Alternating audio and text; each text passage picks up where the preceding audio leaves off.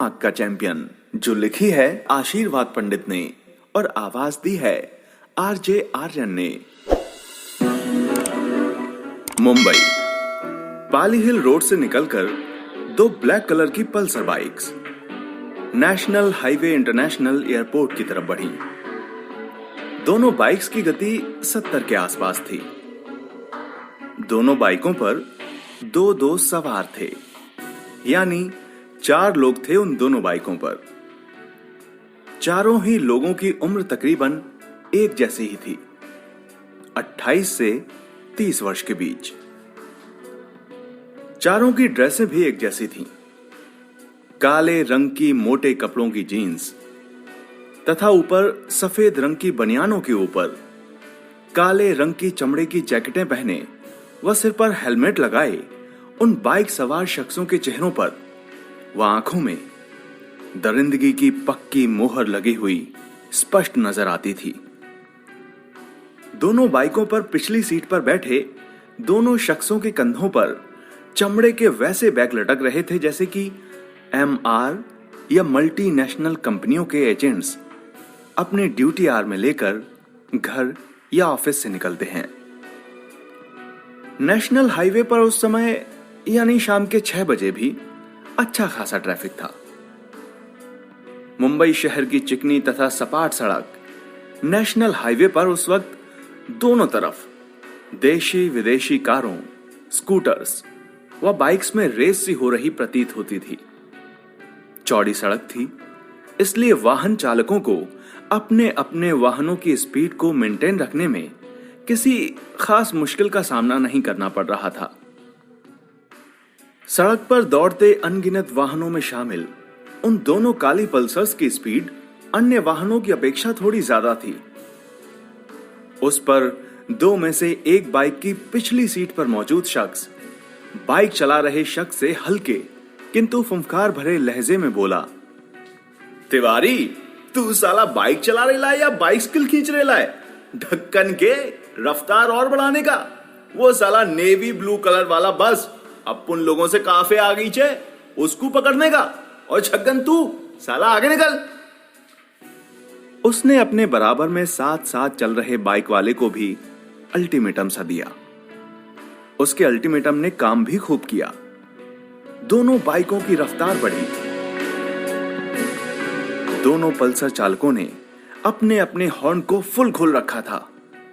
दाएं हाथ के अंगूठे हॉर्न बटन से सख्ती से चिपके हुए थे और वे आगे चल रहे वाहनों को दाएं या बाएं से ओवरटेक करते हुए अपनी बाइकों को हवाई बनाए हुए थे। वे जिस वाहन को भी ओवरटेक करते, उसका चालक उन पर एक नजर डालकर बड़बड़ा उठता, बहुत जल्दी में दिखते हैं ये बेवकूफ, ऐसे ही लोग सड़क पर एक्सीडेंट में मारे जाते हैं। किंतु उन बाइक सवार लोगों के पास ना तो किसी की बड़बड़ाहट सुनने का वक्त था और ना ही उन्होंने इधर उधर ध्यान दिया। उन लोगों का एक लक्ष्य था, निश्चित लक्ष्य। अगले 2 ही मिनटों बाद दोनों पल्सर एक नेवी ब्लू कार की लग्जरी बस के पीछे थीं। उस बस के सारे शीशे बंद थे और उन पर काले रंग की फिल्म चढ़ी हुई थी। बस के अंदर कौन था, क्या था, यूं राह चलते जान लेना आसान नहीं था। दोनों में से एक पल्सर बाइक को तिवारी नामक शख्स चला रहा था। बाइक को बदस्तूर बस के पीछे लगाए हुए वह अपने पीछे बैठे शख्स से मुखातिब हुआ, अहमद भाई, क्या यही वो बस है जिसे हमें उड़ाना है? लग तो यही रही है, कलर भी वो ही है जो अपन को भाई ने बताया था, पर वो नंबर नहीं बता पाया था। वो क्या है कि टेम पर उसको बस नंबर कंफर्म नहीं हो पाया था, पर इस बस की पक्की तस्दीक करने का एक और तरीका है। वो क्या अहमद भाई? तू बस बाइक को बस की साइड में लेने का। अपन तुझे बताता है वो दूसरा तरीका कौन सा है। ए छगन, तू बाइक बस के पीछे ही रखने का, आगे क्या करना है अपन 2 मिनट में बताएगा। दूसरी पल्सर चलाने वाले ने मुंह से जवाब न देकर अपना हेलमेट से सिर ढका, सिर सहमति में हिला दिया।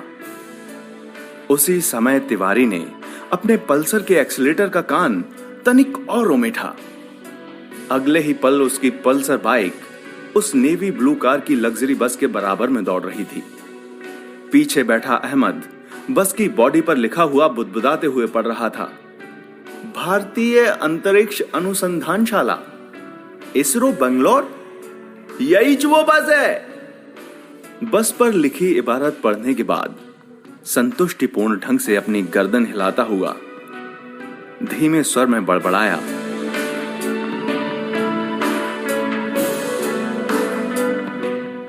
इसी में वो 30 वैज्ञानिक हैं जो दावा कर रहे हैं कि वो कोलंबिया से भी ज्यादा पावर वाला वो आधुनिक अंतरिक्ष यान मात्र 2 महीने में तैयार कर लेंगे। साले हलकट, इसीलिए बेंगलोर जा रहे हैं। पन अपन का मुल्क नहीं चाहता कि हिंदुस्तान के वैज्ञानिक ऐसा यान तैयार करें कि दुनिया की नजर में हिंदुस्तान का नाम हो। अपन लोगों को ये बसी चुड़ा देनी है, ना रहेगा बांस ना बजेगी बांसुरी। जब ये साला वैज्ञानिक लोग ही खल्लास हो जाएगा तो हिंदुस्तान वो यान क्या तैयार करवा पाएगा।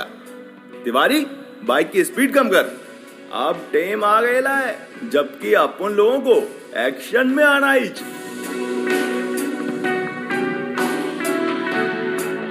तिवारी ने अहमद की बात को मानते हुए बाइक की स्पीड कम कर दी।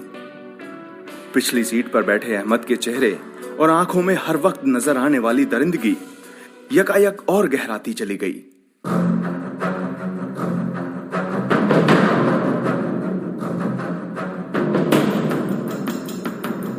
उस हॉल नुमा कमरे में उस घड़ी सिर्फ एक 0 वॉट का सुर्ख बल्ब रोशन था।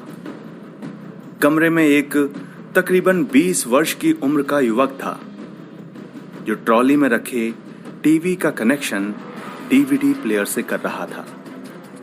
उस युवक का कद 5 फुट 10 इंच के करीब था और डीवीडी प्लेयर से टीवी का कनेक्शन करते वक्त उसके चेहरे पर डायमंड जैसी कठोरता थी।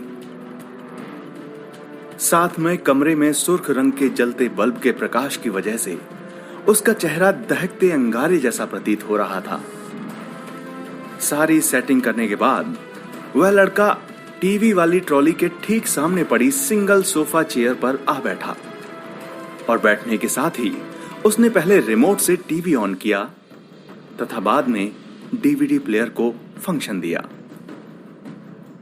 डीवीडी प्लेयर पर सीडी के चलते ही उसने डीवीडी पर एक खास टाइम सेट किया। अगले ही पल उसके सेट किए टाइम से सीडी शुरू हुई और टीवी स्क्रीन पर जो पहला दृश्य आया उसे देखकर लड़के के जबड़े एक दूसरे पर जमकर कसते चले गए तथा साथ ही उसके दोनों हाथों की मुट्ठियां स्वतः ही खुलने तथा बंद होने लगीं। टीवी स्क्रीन पर दृश्य था वह लगभग 14 वर्षीय नीलम सी आंखों वाला लड़का था जो कुर्सी से बंधा हुआ था और उसके सामने एक 45 वर्षीय शख्स जिसके चेहरे पर घनी दाढ़ी मूछें थी और चेहरे पर जमाने भर की दरिंदगी वो भेड़िए जैसी गुर्राहट वाले लहजे में कह रहा था,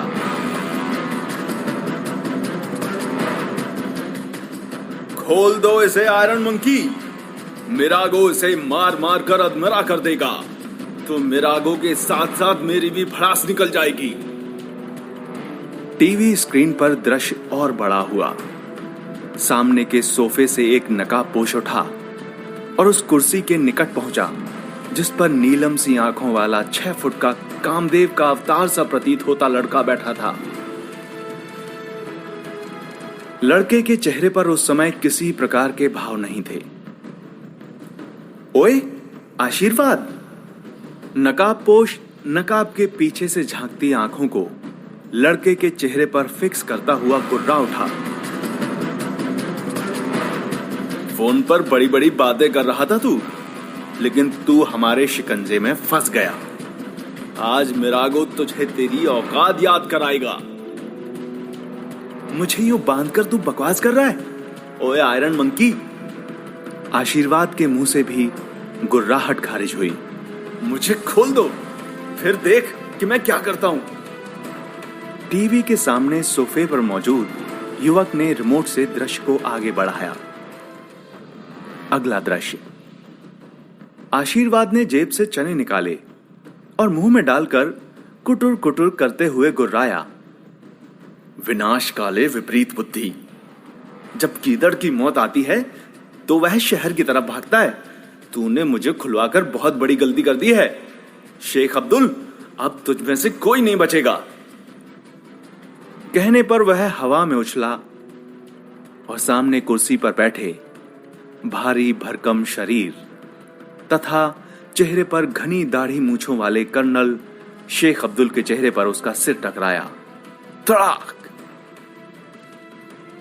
फिर कर्नल शेख अब्दुल का चेहरा सामने आया तो उसके चेहरे का भुरता सा बना हुआ था। उस दृश्य को देख सोफे पर बैठे युवक के मुंह से दर्द भरी सिसकारी निकली, मानो आशीर्वाद के चेहरे की टक्कर शेख अब्दुल के चेहरे का भुन्नास न उड़कर उसके चेहरे का भुन्नास उड़ा हो।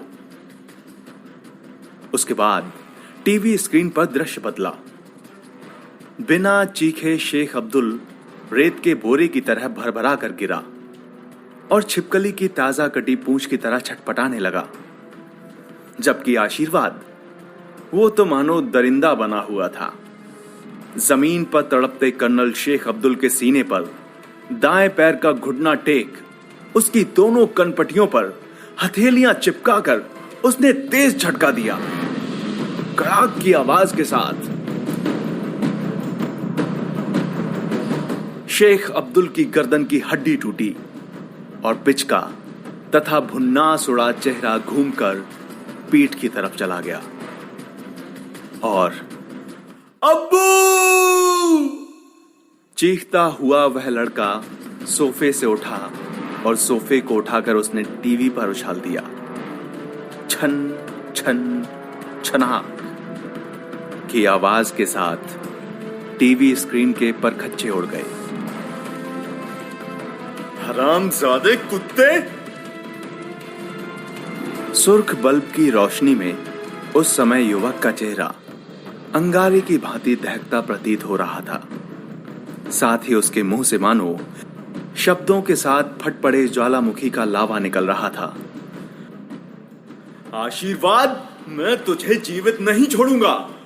तूने मेरे अब्बू को मौत दी है, उससे 10 गुनी भयानक मौत मैं तुझे दूंगा।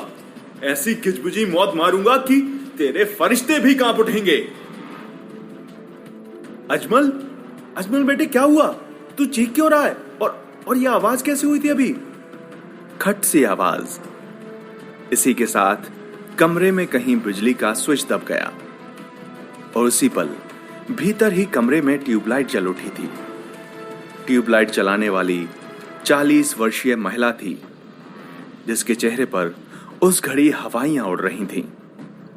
ट्यूबलाइट का स्विच ऑन करने के बाद वह झपटने वाले अंदाज में कमरे के बीचों बीच खड़े मारे गुस्से के थर थर कांप रहे उस 5 फुट 10 इंच वाले निहायत ही खूबसूरत व गोरे चिट्टे युवक के पास पहुंची और फिर जैसे ही उसकी नजर सामने कबाड़ का सामान बन चुके टीवी पर पड़ी, उसके मुंह से 10 फुट लंबी सांस निकली।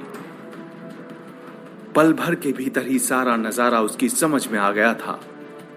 वह औरत जिसका नाम राकिया बेगम था तथा वह उस युवक की मां थी, उसकी तरफ पलटी और लड़के के चेहरे पर नजर पड़ते ही मानो राकिया बेगम के दिल को किसी अज्ञात शक्ति ने अपनी मुट्ठी में भींच लिया हो। मेरी इस कहानी को सुनते रहने के लिए और नए एपिसोड्स की जानकारी के लिए शो को सब्सक्राइब करें।